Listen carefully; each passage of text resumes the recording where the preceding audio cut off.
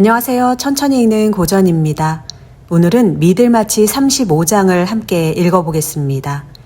지난 장에서는 페더스톤의 장례식이 치러졌습니다. 겉으로는 장례식이었지만 그 자리에 모인 사람들의 마음은 애도보다 유산에 더 관심을 보였지요. 그리고 35장에서는 드디어 모두가 기다리던 순간 페더스톤의 유언장이 공개됩니다. 이 장은 아주 흥미롭습니다. 겉으로는 조용히 유언장을 읽는 장면이지만 그 안에는 사람들의 욕심, 기대, 실망, 질투, 계산이 모두 드러납니다. 페더스톤은 이미 죽었지만 그가 남긴 돈은 여전히 살아있는 사람들의 마음을 흔들고 있습니다. 노아의 방주에 모인 동물들이 서로 좋은 먹이를 두고 속으로 다투듯 페더스톤의 장례식 뒤에 모인 친척들도 속으로는 각자의 몫을 계산하고 있었습니다. 겉으로는 예의를 차리고 있었지만 마음속에서는 이런저런 생각들이 오갔습니다. 누가 더 많이 받을까? 누가 헛된 기대를 하고 있을까? 혹시 내가 생각보다 적게 받는 것은 아닐까? 특히 많은 사람들이 가장 신경 쓰고 있던 사람은 프레드 빈 씨였습니다. 프레드는 페더스톤이 살아있을 때부터 유산을 받을 가능성이 큰 사람으로 여겨졌습니다.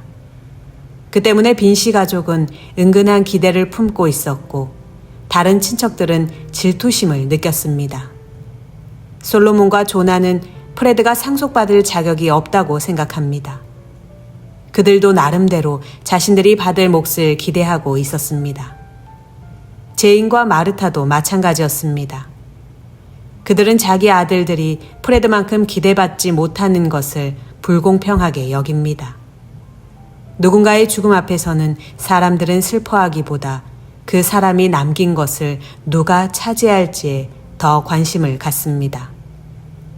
여러분도 이런 장면을 보며 조금 씁쓸하지 않으신가요?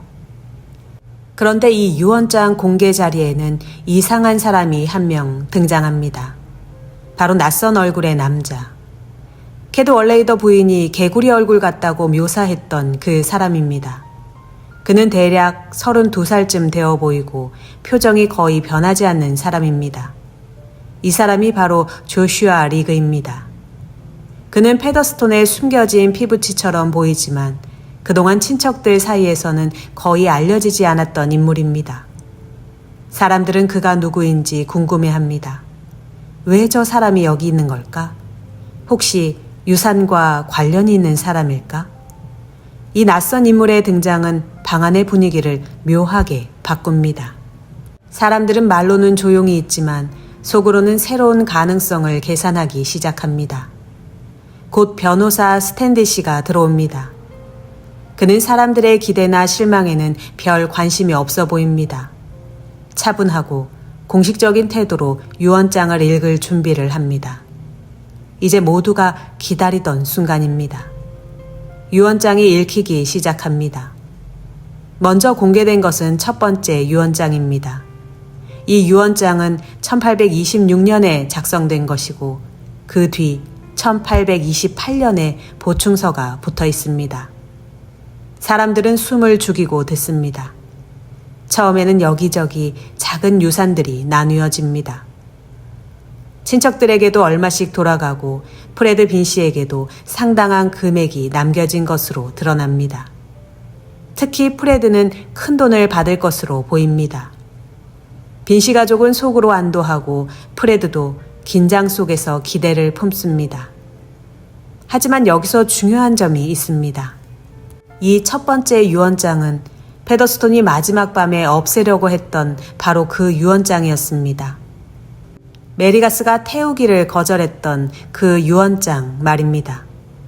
만약 메리가 그날 밤 페더스톤의 부탁을 들어주었다면 이 유언장은 사라졌을 것입니다. 그러나 메리는 양심을 지켰고 그 결과 이 유언장은 그대로 남아 이 자리에서 읽히게 된 것입니다. 하지만 이야기는 여기서 끝나지 않습니다. 스탠디 씨는 또 다른 유언장이 있다고 말합니다. 두 번째 유언장이 있었던 것입니다. 이 말이 나오자 방 안의 분위기가 달라집니다. 사람들은 다시 긴장합니다.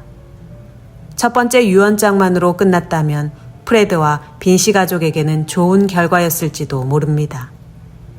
하지만 두 번째 유언장이 등장하면서 모든 기대가 흔들리기 시작합니다. 이 두 번째 유언장은 훨씬 최근의 것입니다. 그리고 그 내용은 모두를 충격에 빠뜨립니다. 페더스톤의 재산 대부분이 뜻밖에도 조슈아 리그에게 넘어가게 된 것입니다. 다만 조건이 있습니다. 조슈아 리그는 앞으로 페더스톤이라는 이름을 써야 합니다. 그는 이제 리그가 아니라 페더스톤의 이름을 이어받는 사람이 됩니다.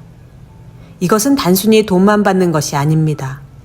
페더스톤이라는 이름, 집, 토지, 재산, 그 영향력까지 이어받는 것입니다. 이 순간 방 안에 있던 사람들의 기대는 산산이 무너집니다. 프레드는 큰 충격을 받습니다. 그는 자신이 상당한 유산을 받을 거라고 생각했습니다. 특히 자신이 앞으로 살아갈 길을 그 돈에 기대고 있었지요. 하지만 두 번째 유언장이 공개되면서 그 기대는 모두 사라집니다. 프레드는 거의 아무것도 받지 못하게 됩니다. 빈씨 부인 역시 충격을 받습니다. 자신이 세상에서 가장 행복한 어머니가 될 수도 있다고 생각했던 가능성은 순식간에 사라집니다. 다른 친척들도 마찬가지입니다. 처음에는 프레드가 너무 많이 받는다고 질투했지만 이제는 아무도 원하는 만큼 받지 못하게 되었습니다. 결국 승자는 단 한 사람, 조슈아 리그입니다. 하지만 이 장면에서 가장 인상적인 인물은 역시 메리가스입니다. 메리는 그 자리에 조용히 앉아 있습니다. 그녀는 다른 사람들과 달리 유산에 큰 기대를 걸고 있지 않았습니다. 하지만 그녀만은 알고 있습니다. 페더스톤이 마지막 밤에 무엇을 하려 했는지, 그가 어떤 유언장을 태우라고 했는지, 그리고 자신이 그것을 거절했다는 사실을요. 메리는 마음속으로 복잡한 감정을 느낍니다. 내가 그때 잘한 것일까? 내가 거절하지 않았다면 지금 결과가 달라졌을까? 프레드가 더 나은 결과를 얻었을까? 그러나 메리는 결국 자신이 양심을 지켰다는 사실을 알고 있습니다. 그녀는 돈을 위해 옳지 않은 일을 할 수 없었습니다. 여기서 우리는 다시 33장의 핵심을 떠올리게 됩니다. 메리는 돈을 선택하지 않았고 정직을 선택했습니다. 그 결과가 모두에게 기쁘지만은 않았지만 그 선택은 여전히 옳은 선택이었습니다.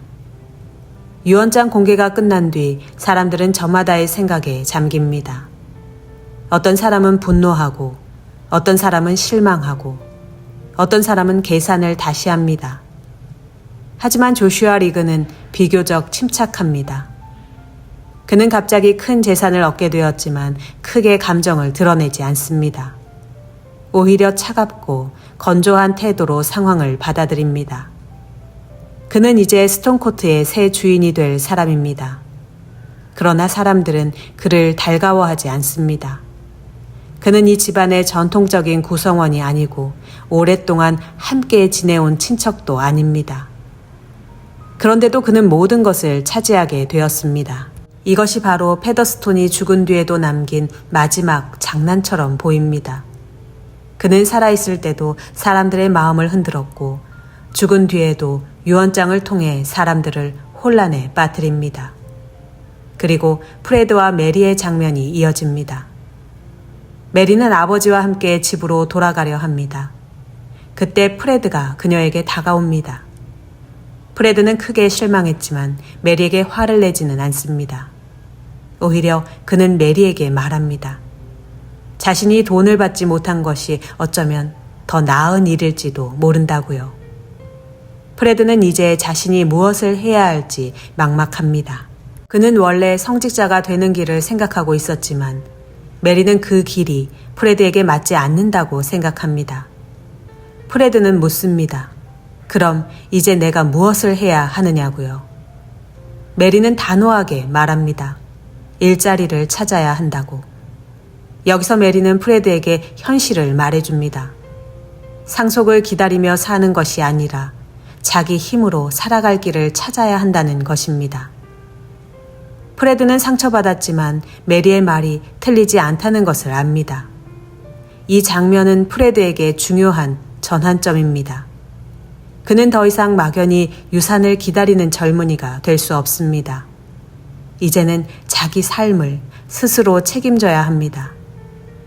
35장은 결국 유산 이야기처럼 보이지만 사실은 사람들의 민낯을 보여주는 장입니다. 돈을 앞에 두었을 때 사람들은 어떤 표정을 짓는가?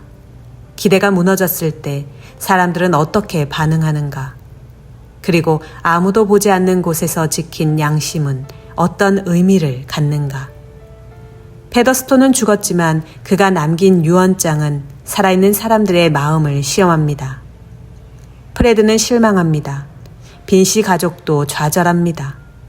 친척들은 허탈해합니다. 조슈아 리그는 뜻밖의 상속자가 됩니다. 그리고 메리가스는 조용히 그러나 가장 단단한 사람으로 남습니다. 우리는 무엇을 기대하며 살아가고 있을까요? 누군가의 유산일까요? 우연한 행운일까요? 아니면 스스로 만들어가는 삶일까요? 프레드는 이제 이 질문 앞에 서게 됩니다. 그리고 메리는 이미 그 답을 알고 있는 사람처럼 보입니다. 돈보다 중요한 것은 자기 삶을 정직하게 살아가는 힘이라는 것을요. 오늘은 여기까지입니다. 다음 장에서는 페더스톤의 유언 이후 프레드와 메리 그리고 미들마치 사람들의 삶이 어떻게 흔들리는지 계속 읽어보겠습니다. 오늘도 함께해 주셔서 고맙습니다.